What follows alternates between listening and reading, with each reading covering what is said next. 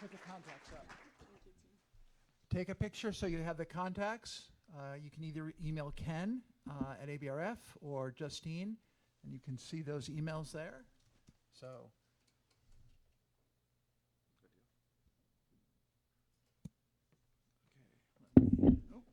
As we transition to making friends with metrics, thank you all for coming. We expected this a little bit, but this is really an overview for whether you've been working with metrics a long time or not. And looking around the room, I see a lot of seasoned experts. So some 101 stuff in here that is going to be really great and really impactful. But because we know we have so many experts, if they are new to you, just look around. I'm sure you'll get a lot of resources from the people at your own tables. So can people now, if you didn't get a chance, those especially just came in recently, please take a chance to scan that QR code. We're going to have some questions throughout.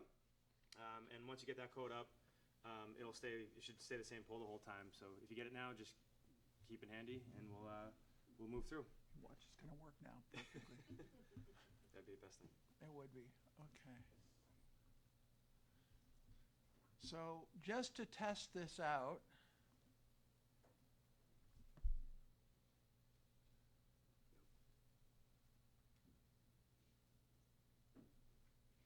so the question is, what is your role at your institution?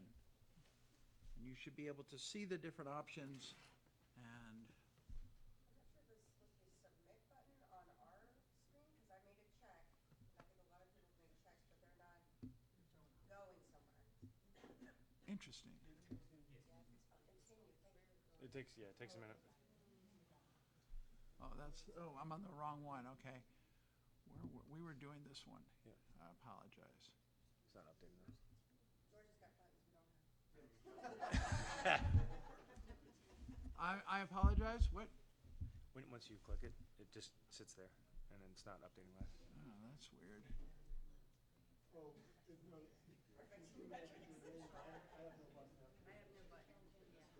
Well, that's just ruined everything. So we'll do shows of hands. We'll do it live. We'll do it live.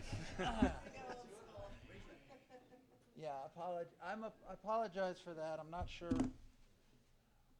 Like I said, I've used this program many years, and it usually works. So thank you all for coming. I'm a little bit intimidated now. This was really a 101 basic session, so for everybody who knows more than me, I'm sorry. For those of you, I did not load the slides because I was going to use them here, but I will send the slides back to ABRF so you have access to them. I'm Tim Bushnell. Obviously, you've met Andrew. We are here to try to give you an overview of what metrics are and how we use them. And the first question actually was supposed to be, what does metrics means to you? And this is going to be this beautiful word cloud that everybody put in what metrics meant to them. So since it's clear that Poll Everywhere hates me today, and I've rebooted several times, so this is what metrics means to you. So, oh, really? Look. Okay, but why? So it's showing up on my screen here, which is really cool. But it's not showing up there, for frick's sake. Do you want to switch back to the website? Is that?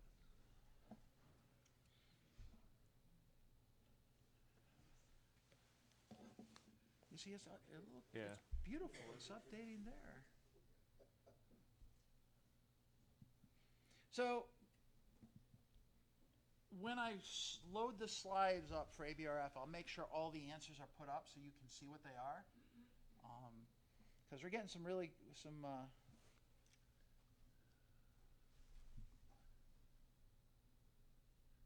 What if you had swap displays? Do you think that would jack it all up?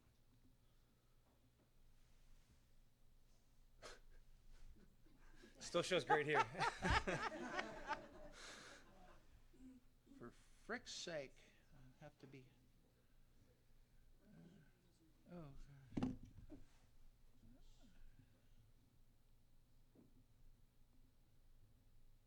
Okay.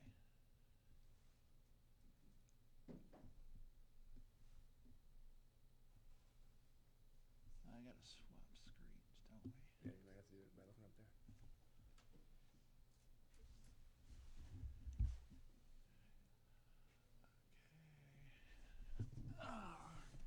One last problem. This is a Mac. I heard that, I stand by that statement. and you're probably right.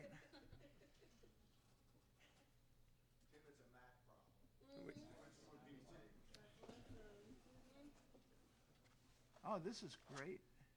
I'll read them off. So big words are data, performance, accountability, measurements, investment, productivity, understanding. I see some confusion in there.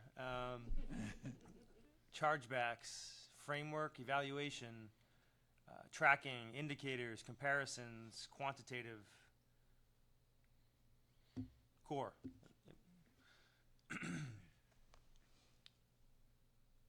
Yeah, you see, one last thing.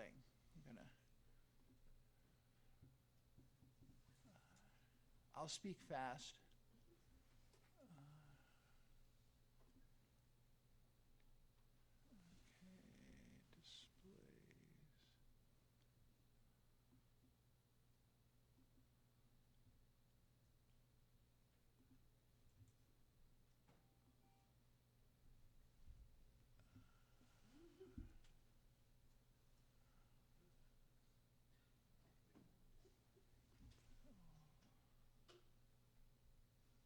Okay, displays. Put it back. I'm gonna grab your mouse. Put it back to presentation, and I'll stay your mouse.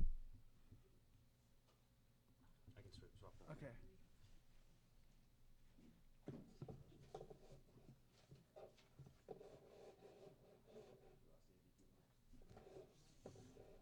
Anybody know any PowerPoint hotkeys?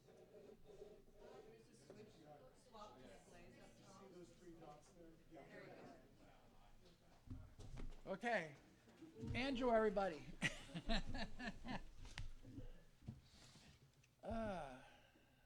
I knew I should have had more coffee. Okay. Now I think we're ready. Okay.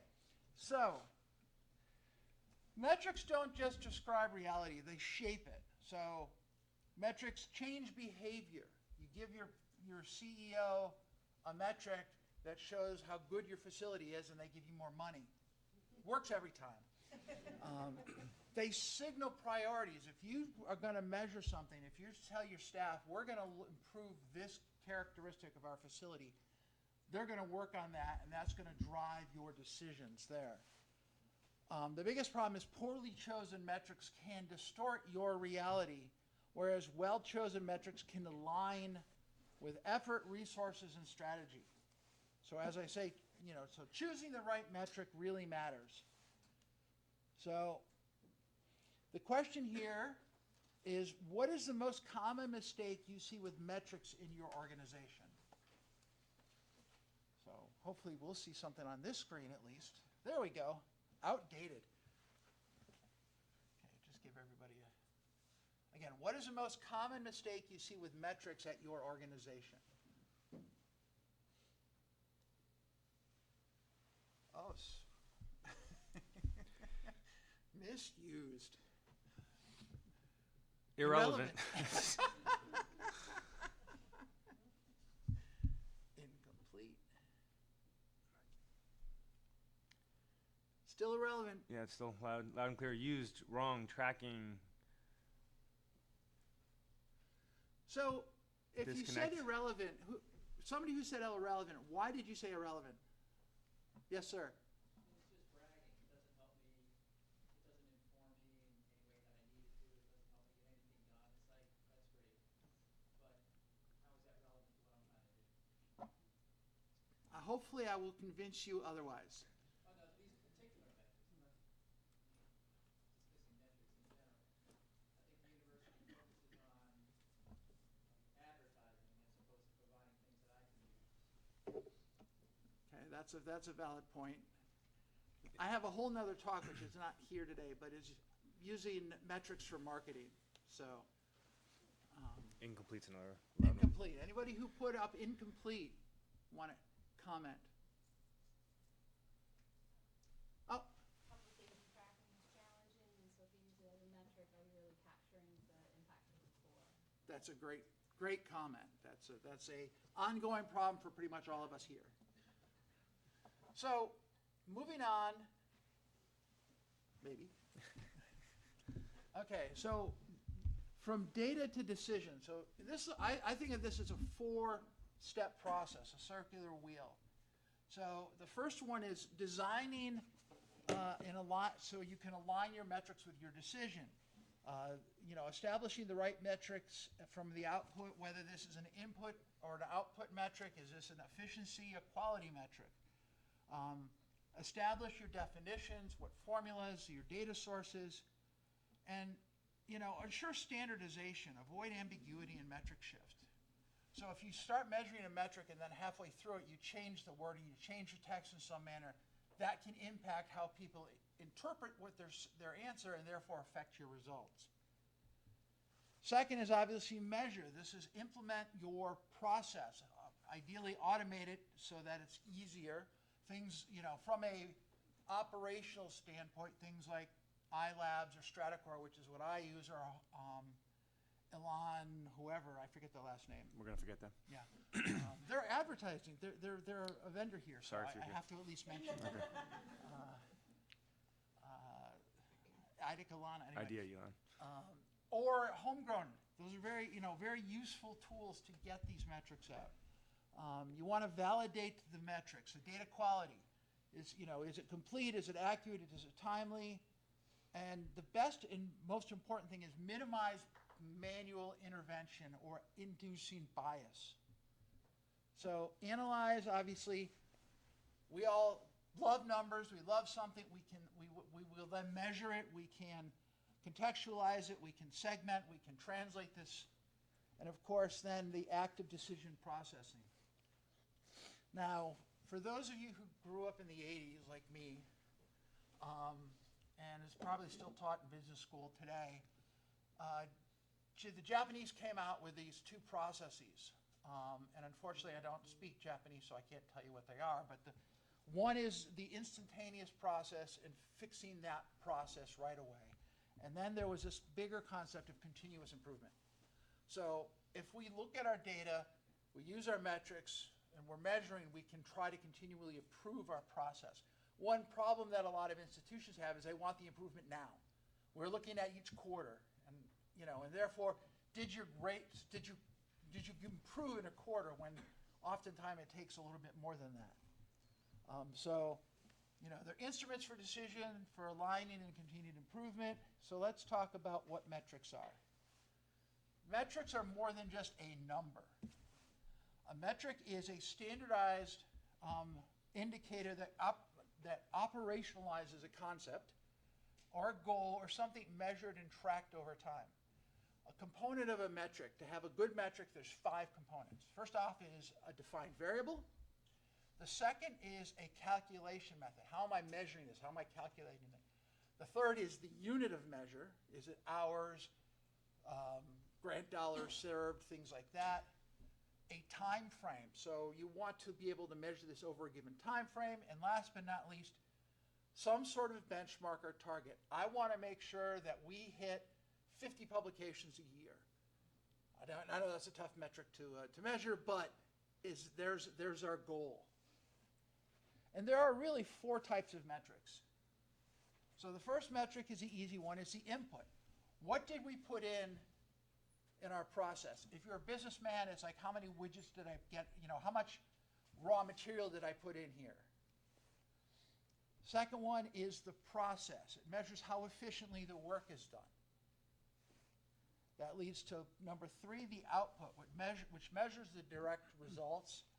And last but not least is the outcome, which measures the impact of the value created. So you can think of this as a linear process from input to outcomes. And ideally, those outcomes are then going and will lead to an institutional impact of your facility and get more money from the leadership because you are so good.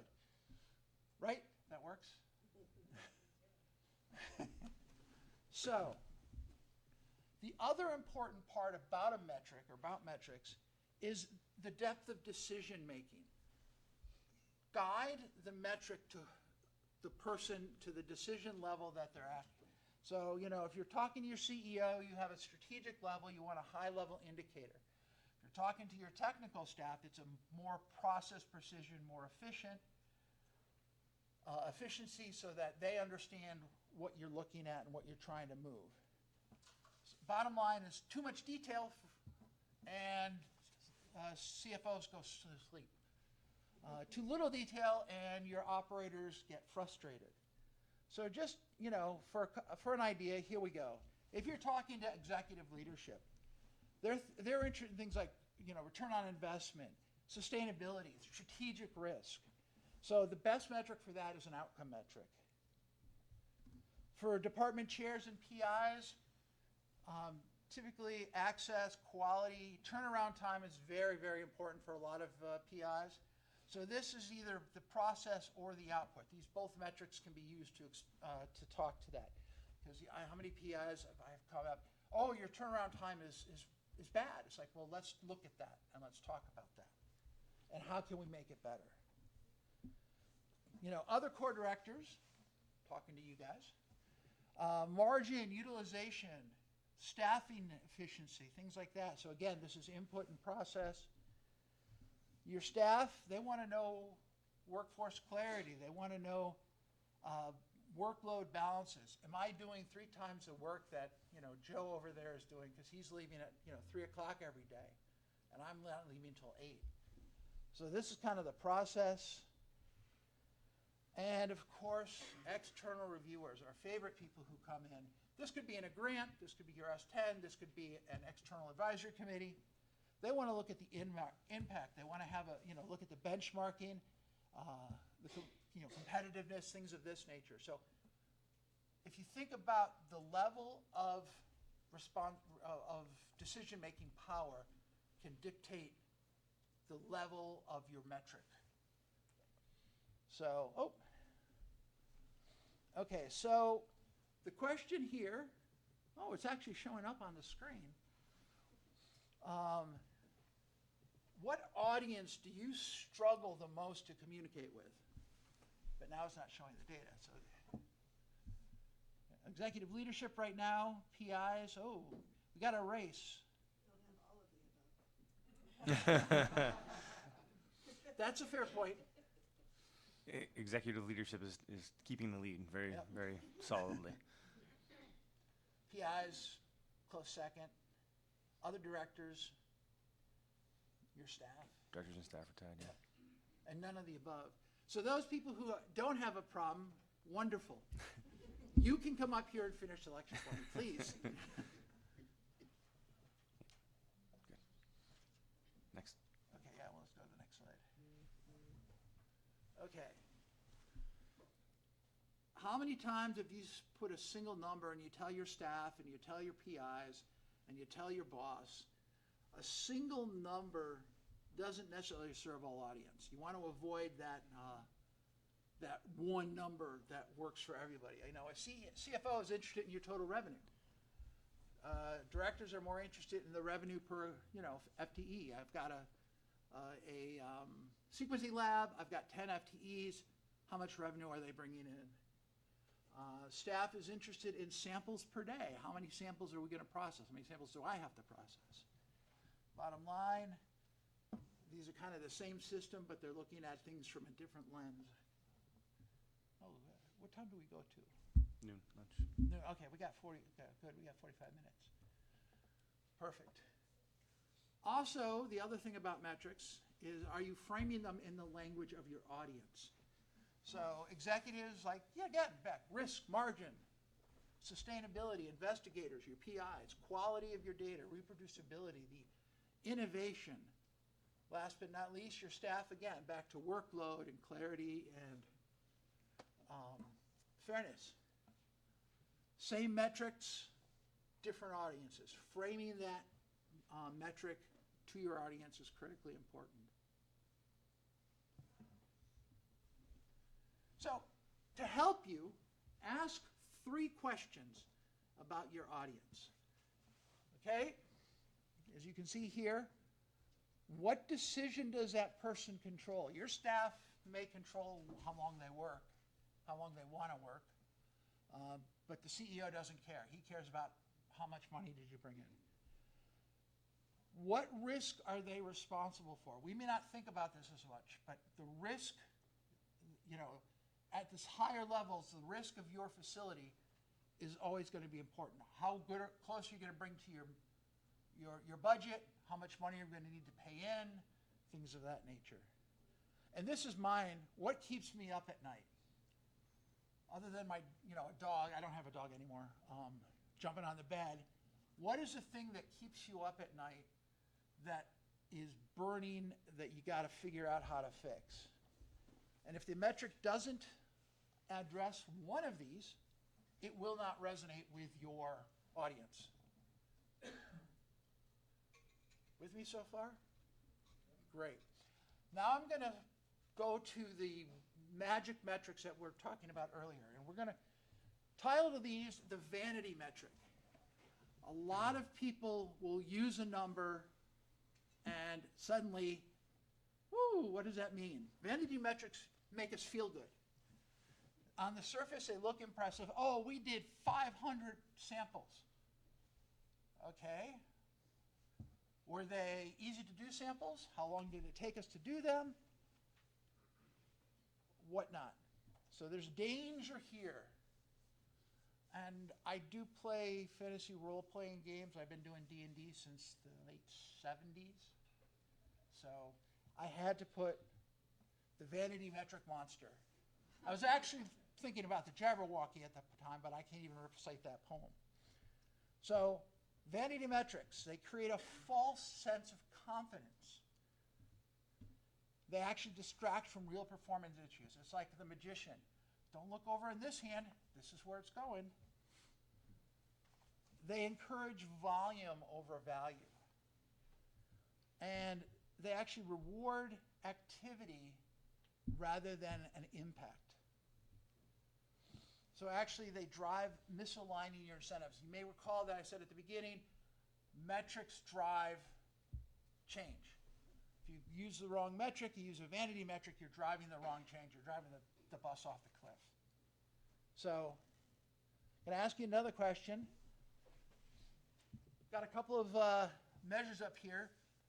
What do you think is most often used as a vanity metric in your environment? How many hours did I use my instruments? Yep, there's right up there. Samples processed coming in second. Oh, number of users is high. Yep. Tied with usage hours.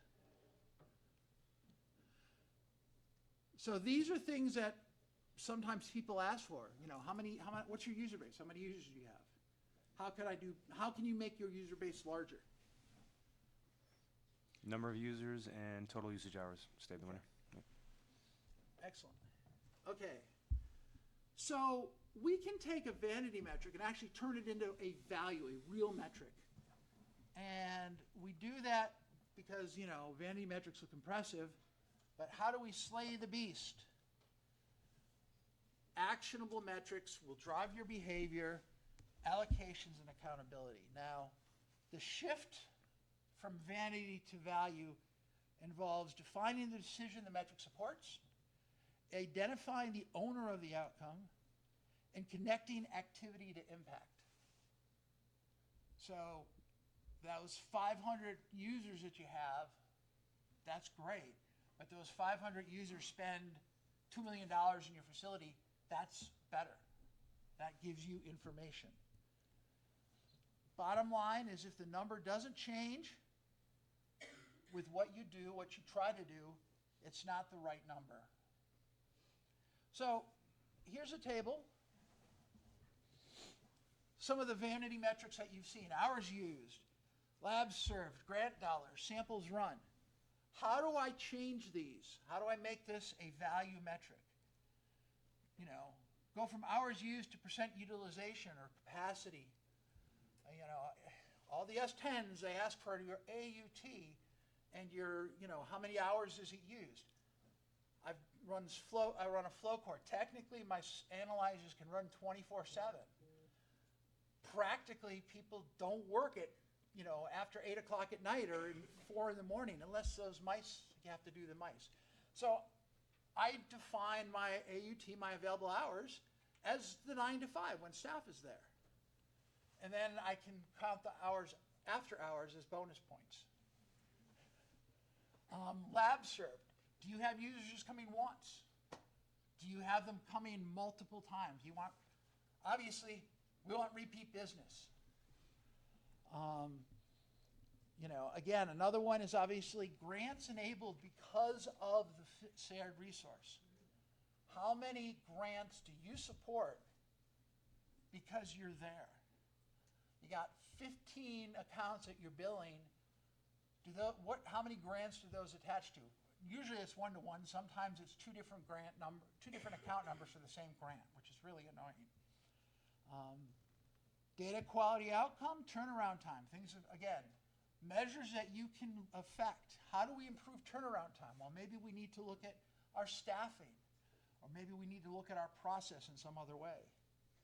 So they become useful, a vanity metric becomes useful when there is a decision-relevant content around that.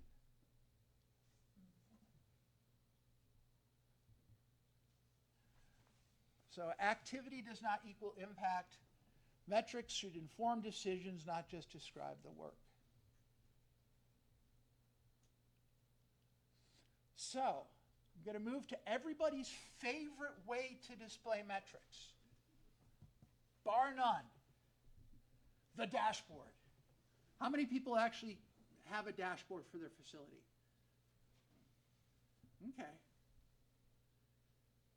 So here's a dashboard. This is for a instrument-heavy core like a flow cytometry or microscopy core. So we have a couple of different metrics here that we're looking at. The formula for the metric, so you know what I'm doing.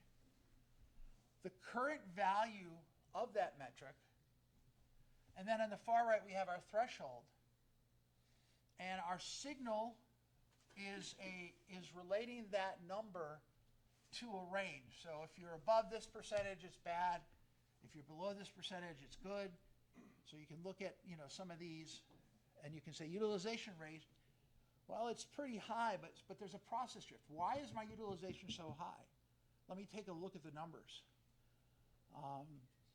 What is my booking rate? This is my favorite one because I really get frustrated. The number of unused hours that have been booked divided by the number of booked hours.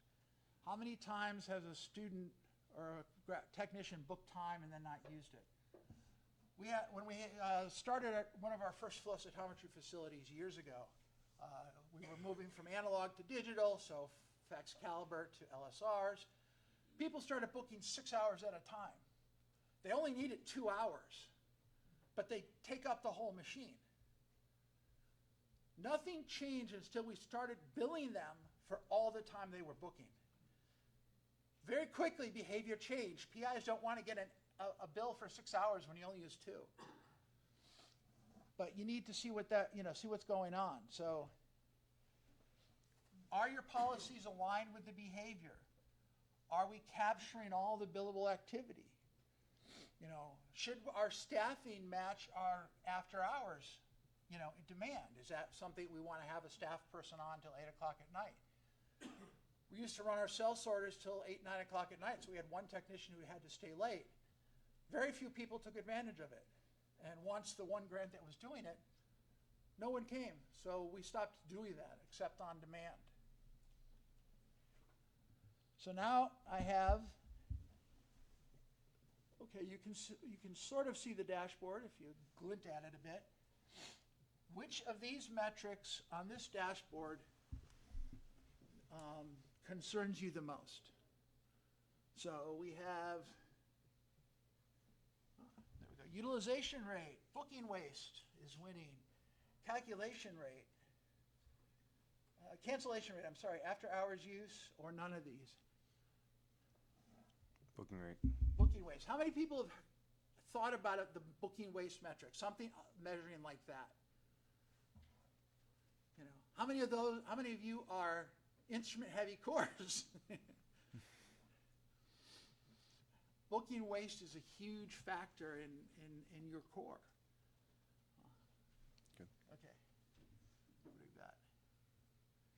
Okay, so, no, we can go back. Then there's the second Yeah, question. okay, so this is another question I had. How do you evaluate whether your operation is performing well? Is it your gut feeling? do you use the famous SWAG method? Does anybody know what SWAG means? The SWAG method? Scientific wild-ass guess? If you haven't heard it before, I'm sorry. It's one of my favorite tools.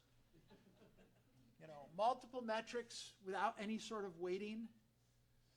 So where are we at right now? Gut feeling is multiple metrics with no weighting. Okay. Few swag practitioners. Oh, good. I'm glad some people use swag. It is the problem with that is actually we're very intuitive. Humans are very intuitive. So oftentimes you get a good feeling about, or a bad feeling, and you just want the data to back that up. But pragmatically speaking, we're going to define efficiency now. I'm going to talk a little bit about a different type of dashboard, one that I'm in the process of developing. So this is state of the art, cutting edge. Who knows? So I have several metrics that I'm using to measure the efficiency of a facility, and that can roll up to a single metrics that I can share. And I can explain where the data come from. I can explain what it means. And this becomes very useful to give to my leadership. One of those metrics is something called measuring efficiency.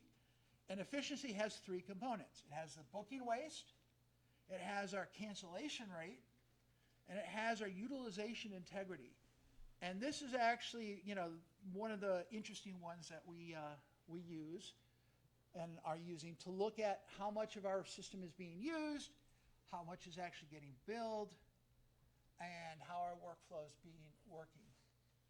So this is how we calculate booking waste or cancellation rate. So on the right, you'll see, left, sorry. I'm 58 years old. I should know my left from my right. The actual number. This is a number that I've pulled out of PPMS and calculated. As you can see how I calculate those. I have a target that I set. What do I feel I'm comfortable at setting what we should be doing? If we're above or below 15%, that becomes important.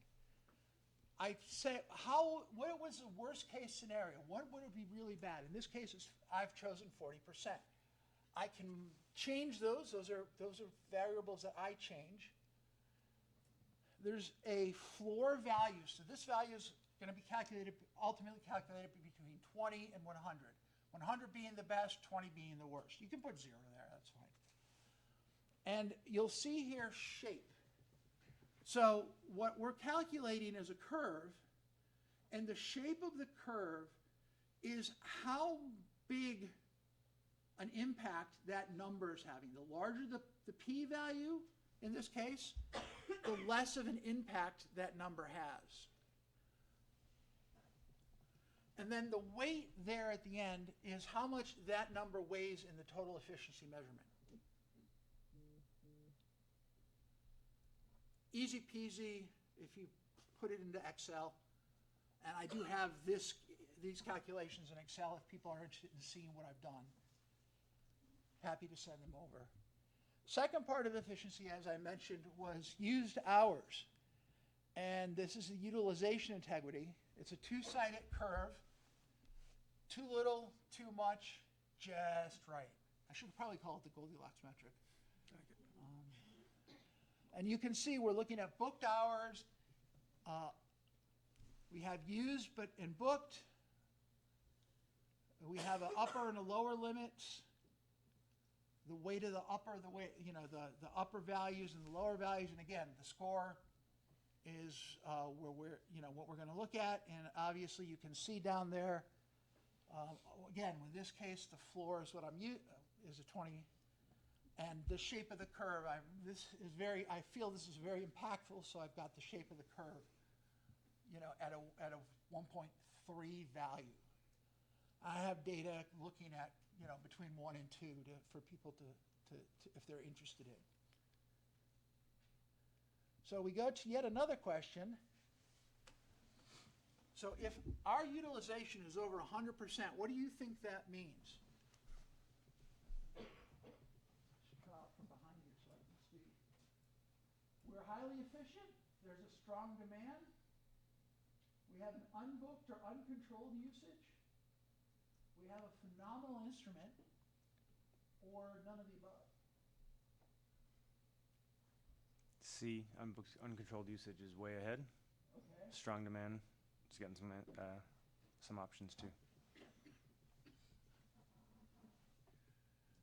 Yep, unbooked, uncontrolled usage. How many people have an instrument that you look at and they're using the machine after hours and they haven't booked on it? That's to me, that's a problem. We've got to change behavior, because that means we don't know. We shut the machine off, now they're going to have to turn it back on. Lasers, even though they've gotten much better, they still don't like going on and off. So you turn them on in the morning, let's keep it there. Next one. Oh, we did that one. Okay. This is how we score the model. This is the efficiency score. So I take those three values, I take the weight of those values, and I get a number. And in this case, you can see I can look at each of those individual numbers and put a score on it, and this is kind of what I think that score means. So if you've got under 10% of booking waste, cancellation time is less than 50%, utilization is around 0.9 to 1, that's a highly efficient system. That's my goal. Well, actually, my goal is about here, in reality. If we're down here, where we have booking waste greater than 35%, cancellation rate greater than 40%, our utilization rate either below 0.7 or above 1.2, all of these point to a problem somewhere in the process. Are we not capturing people booking properly? Are we have too many people booking and then canceling?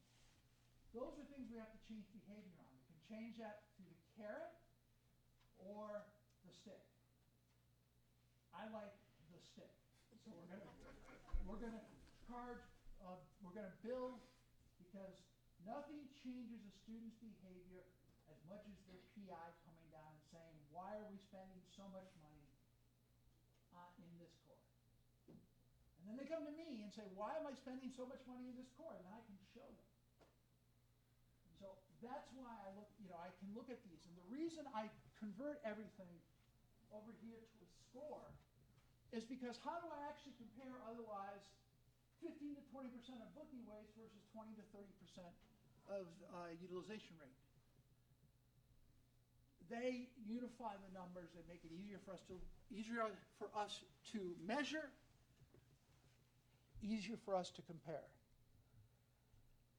And so again, this is what I'm talking about, the raw numbers versus that scored metric.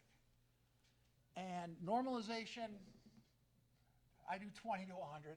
I just can't give anybody a 0. I really can't. I probably should. It aligns expectations and it helps me drive decisions. Because then I can look at those scored numbers and actually figure out where we have to make changes. Get your phones ready. Oh, here we go. So the question is, what statement best reflects your current approach to using metrics?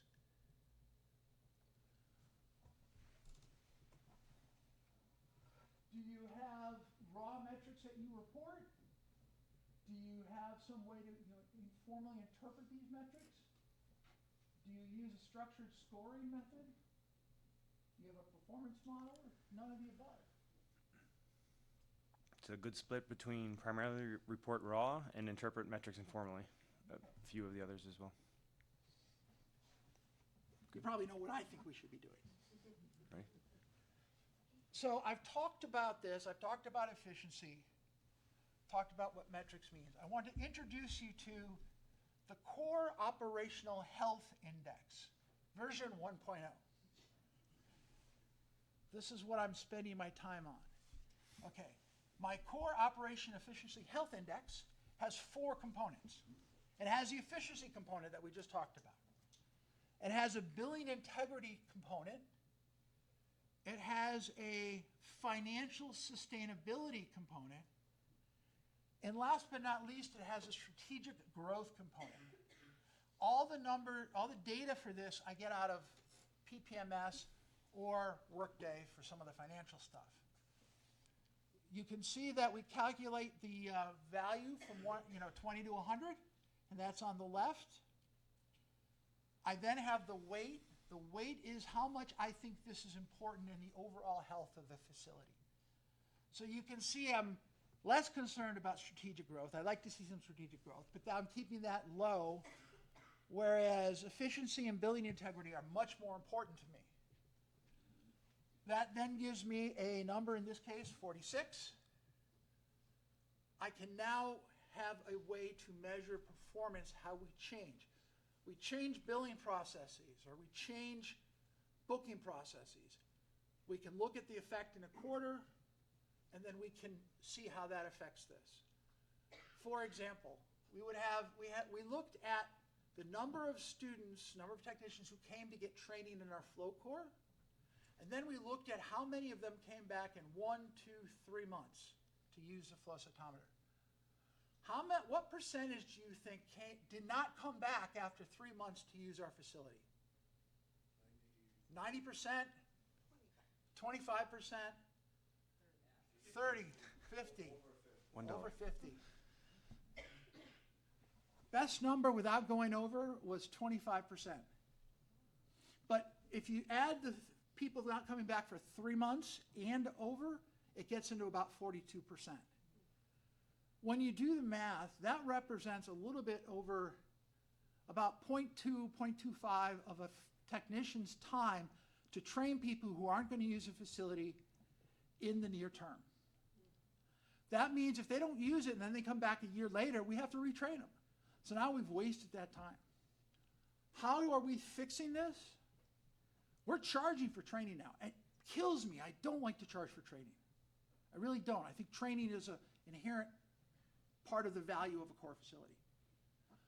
But what I do is if you come back in 1 month, you get the money back. If you don't come back after 3 months, I got some money. Bingo. We're going to go to Vegas. Oh, that was last year. I'm sorry. Well, I have to figure out that. And I've done my statistics, so I know exactly that I can beat the house. So here, let's interpret the COI. C-O-H-I, sorry. So again, between 40 and 100, we set bands. We identify what we feel the operational health is. How do we interpret that value?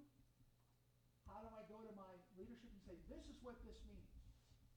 And what else does it mean? What is the leadership implication for this? Well, in this case, it's maintaining discipline. We're pretty much optimized for growth. That number that we just told you was 46. That facility is at risk. Their operational health is at risk, and I see it. There's inefficiencies in revenue capture or compliance. So we have to take immediate corrective action.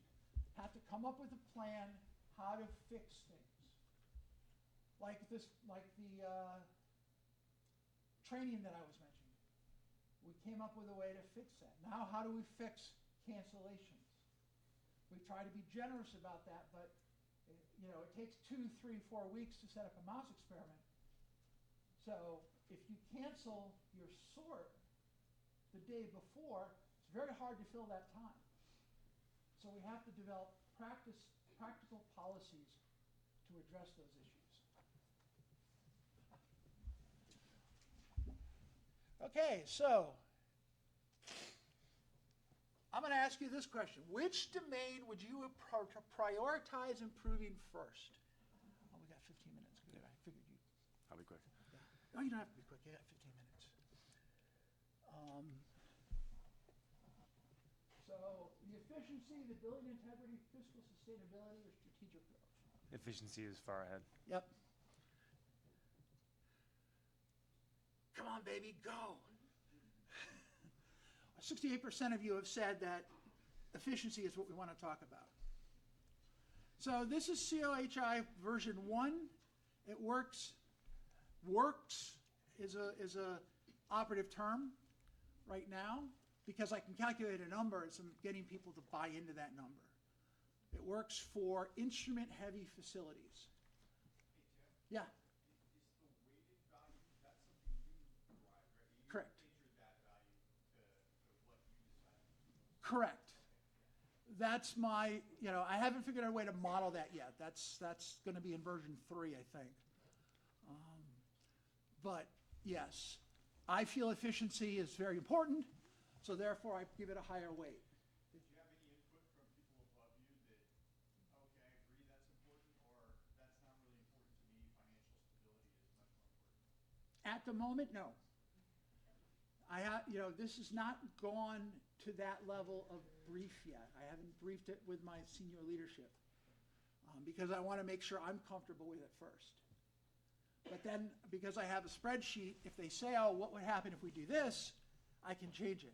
One thing I did forget to do in the spreadsheet was make sure that the percentages added up to 100. Because otherwise, we got 120, 130%. And last time I checked, that's not possible. Well, I mean, it's possible, but it's not practical.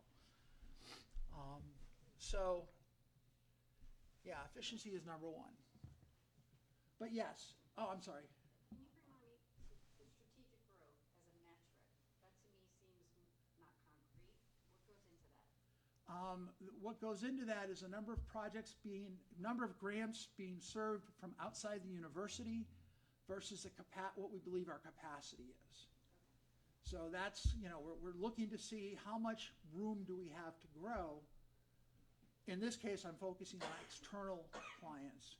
We can easily turn this both to external and internal clients to see if there's a way to recruit more investigators to using a facility, as long as they get training and they use it within a month. Hey, George. Depending upon the business plan of the Corps, at any point in its development, the priority of these 4 factors differ. Because, at the beginning you want strategic growth. You always want strategic growth to align with the strategic plan of the institution. But financial sustainability is less likely at an early developmental stage as opposed to later. So I think it's really good to have all of these. I'm really impressed that you're doing this kind of detailed type of measurements. But at the end point, the priorities are determined upon the situation of the Corps as well as, as you know as well as I, what senior leadership at the end says the priority should be.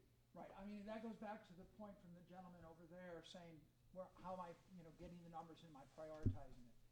So ultimately, I will put in scenarios. So I'll have, scenario A, B, C, and D, and identify what that scenario is focused on, and then those numbers the percentages will change, and then it can go back into, the leadership can say, oh, we really want to focus on this, so then I can look at those numbers and do it in real time when I'm meeting with them. So let me get this guy first. So what happens if you have really good in 2 or 3 categories and then you're failing in one of them, but your score still is high? So that's why we look at both the individual and the total number. So if the total number is high, overall the facility is working. Right. But when I go back and look at what are the 4 components, if one of those components is failing, that tells me that's where I've got to put my energy to fix.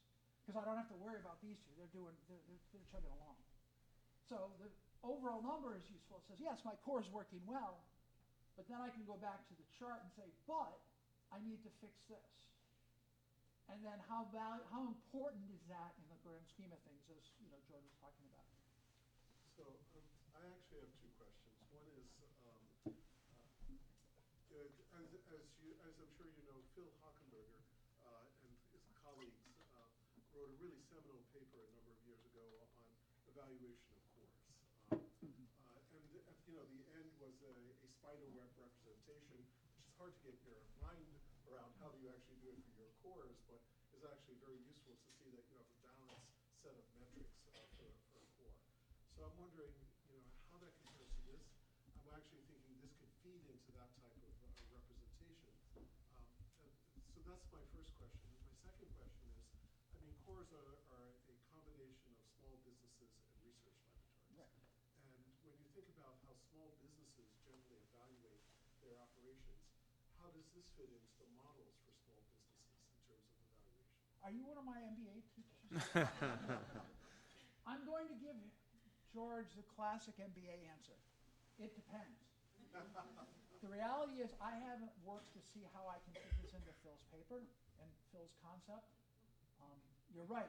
I haven't gotten my head fully around it as best way to do this, but I believe that there are multiple ways to look at things, and if we can use this metric versus Phil's or fit it into Phil's, that would be great. Now, as far as small businesses tended to focus on their revenue and their growth potential, much more so than some of the strategic goals and things that I'm looking at. But again, every small business is going to have their visionary leader that says, I'm going to make 10,000 widgets and have five factories around the world, even though I'm starting this dilapidated plant, and I'm going to try to get there. So that's kind of the thought behind things, but it's not really tracking with a small business in that respect. Oh, thank you. Did you measure satisfaction survey? Do you send out satisfaction survey? Do you measure the results or do you put them in your scoring? No. Good bias or? I feel satisfaction surveys are either people who absolutely love the facility or people who absolutely hate it. There's no in between. For example, back in 2010, we set up an automatic email that goes to every investigator after they finish their sort. And it asks them three very simple questions. How many of those do you think we've gotten returned since 2010? Very few. 5. 3 of them come from the same person. So that's why I have a hard time with satisfaction surveys. I also have a hard time with benchmarking with other core facilities for a variety of reasons that I won't go into today. But if leadership says how sad, I need that information, I will collect it. We recently began a cancer center designation, so the cancer center is doing that type of work. So I'm letting them do that. I'm not so worried about it because again, that bias. Couldn't you just use the return user rate as your satisfaction survey? That work. So it tells me that people are coming back. That doesn't necessarily tell me that they're satisfied because we're the flow core. They need flow, they got to come here. We're the microscopy core, they got to come to us. It's not easy to send live cells out to another place. Yeah, you can do it, but now they're gonna have to transit, spend a day in transit, get sorted, spend a day coming back to you. It's not really the best measure. I mean, I'll have to look at a way to maybe take the data that I have and come up with a satisfaction. So, being a cancer center, you also know the NCI wants to see, user satisfaction surveys in write-ups about your shared resources. And the way I look at that, I agree. People either are responding because they absolutely love you or absolutely hate you. But the relative satisfaction for different services in a core can be illustrative of which services need attention. But even more importantly, when they say what the core doesn't have that they would like to see it have, that's a real good point that you can use for decision making to expand the core in certain directions. So that's what I would say the value of these satisfaction surveys are. So John Ashton is the director of the Wilmot Cancer Resources. I let him deal with that. Again, 50% of my flow core use comes from the cancer center folks. So if he's surveying them, I've already got the data. Bob Murphy, who was the former president of ISAC many years ago when we were talking and setting up the certification cytometry, his first comment about survey was, don't ask questions you don't want answers to. So you make a very good point. I do more of an interviewing type with our executive committee that oversees us, checking with users as to what we're missing and things like that. Joe. Actually, I was raising my hand for Jeff. Oh, I'm sorry. Yeah. Just want to say,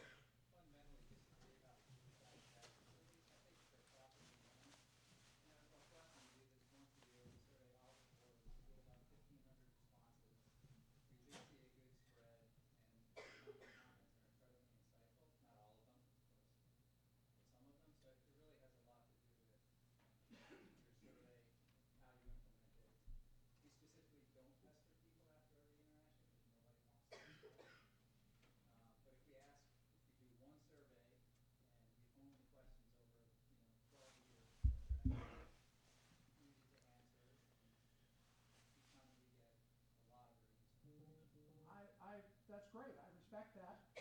I can tell you when we've sent surveys out, the best response we ever got was 35%, and we got that because we offered a free cup of coffee, we offered a coffee card for each person who surveyed it, because otherwise I couldn't give them an Amazon card because HR and, payroll told me that they'd have to get taxed on it. We have 5 today. So I'd like to ask how you got that kind of response. We have 5. Okay. So, you know, that's a major challenge. won't do those polls. You're having a very impressive response.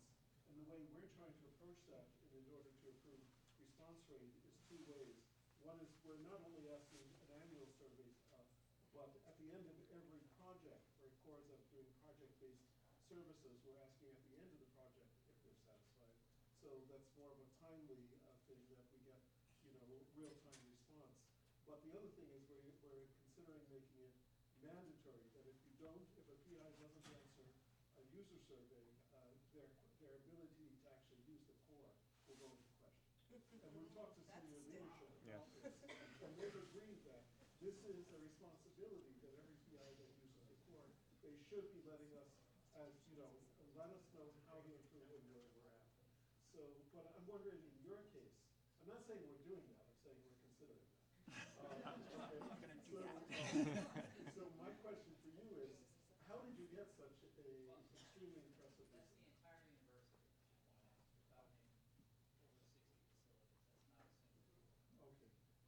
Okay. So that, a couple of things are important. One is the design of the survey, and I can tell you that over the years, as we've honed it and smoothed it, so it's easier for people to answer questions, the response rate has gone up. The other important thing we did was to basically stamp out all the other surveys. There's one survey for the university.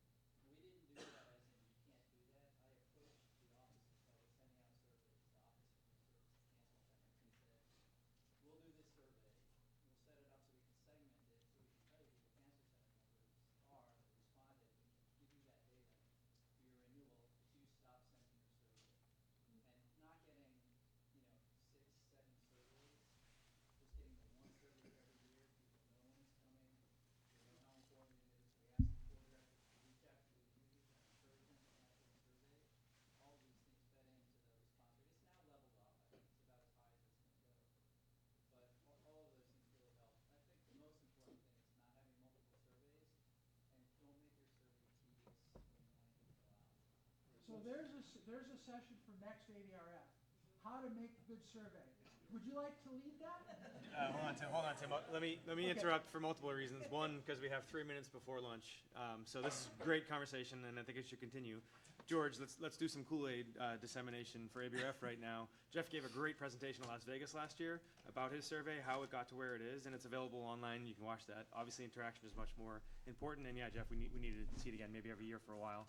It'd be nice if there was a repository of surveys that the ABI provided in terms of templates to see what would be the most appropriate for your institution. No argument, but continue to give Jeff some credit. He's made his available to everybody. If you like what he has, it's available. Absolutely. So, I didn't know that. Yep. Thanks for letting me know. We do have a link to a copy of the survey that you can take anytime you want to see it. Send you a copy of the survey. We're happy to share it. So really good resources, and again, this a tremendous amount of knowledge in here. So keeping on the Kool-Aid and keeping on Northwestern, the article that George mentioned is in JBT from 2016, and it's about metrics. And I will skip this for a second and come back to it. We're actually using that to inform one of the strategic task forces, which is presenting 2 doors down right now, which is on metrics that have impact. We know cores provide impact, and we want to make sure that we are having a common language of what that is. So we are in the process of developing a survey that will be going out to our institutional leaders to be able to report back on the impact of cores at institutions, so we can aggregate them among institutions, among regions, nationally. George knows very well. They've done a really good job with that at the Cancer Center, so we're working together there too to make sure we have good metrics, and again, we're all talking the same language, instead of having survey fatigue by 7 things asking the same thing. So stay tuned for that. We'll hopefully have that out in the near future. But as is always the case with ABRF, before you all scan that QR code, how many people had seen this before?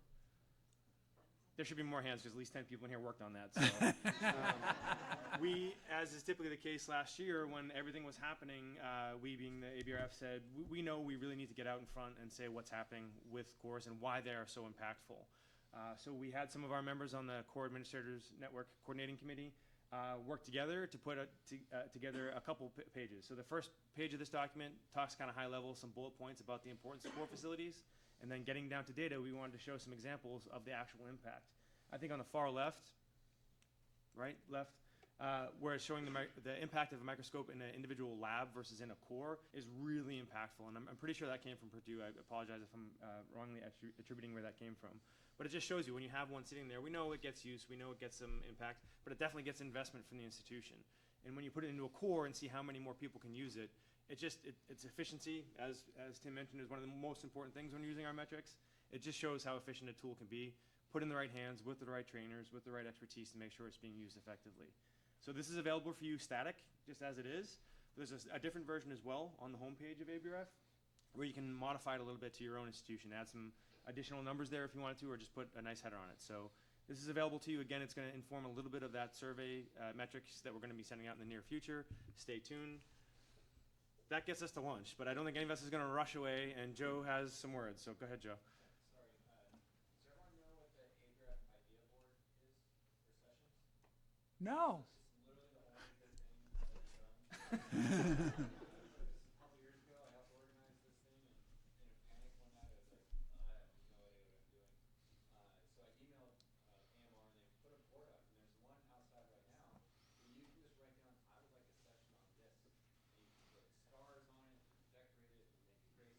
And it just makes it easier for us next year to develop content or organize content that is relevant to you. This association is for you. It's for all of us. So dictate what we're going to present. It needs that to be helpful for you. So go use that board, write hopefully white stuff on it, and go from there. And it would be helpful too if you want to put your name on there. Joe's too shy to say that. I'll say it. Joe's shy. Don't mind. Put your name on exactly. Or if you know somebody who is a really expert in that area and you have a topic, put their name, or at least ask them if they'd be willing to put their name up there. If you're not sure about the idea, put Joe's name. Yeah, put Joe. Always default. Thank you, everybody. Like I said, I'll make the slides available. We'll get all the data that you generated so that you can have that as well. Look Thank you. forward. Thank you. I'm going to try something, and if this works, you're welcome. I decided to Google. Are we working? Yeah. Said use slideshow. Very good. And really impressive what you're doing on dashboards. We need COI version 2.0 next year, Tim. I'm Yeah. gonna put that up there. Thank you, George. I appreciate it. Son of a bitch. No, it's up there. Yeah. Fucking A. Yep. Ah! Did not load up. Damn it. Now it's showing? Yep. Yes. Turns out we should have Googled when we, a lot of people in here with Google. Can you give Yeah. me a quick moment? Yeah, of course. Yeah, or wherever you want. Yeah, so I find you, I'll meet you. I'll have to figure out how You gotta best read to, before I get there. you know, you can email me and I can send it to you. Yeah. Sure.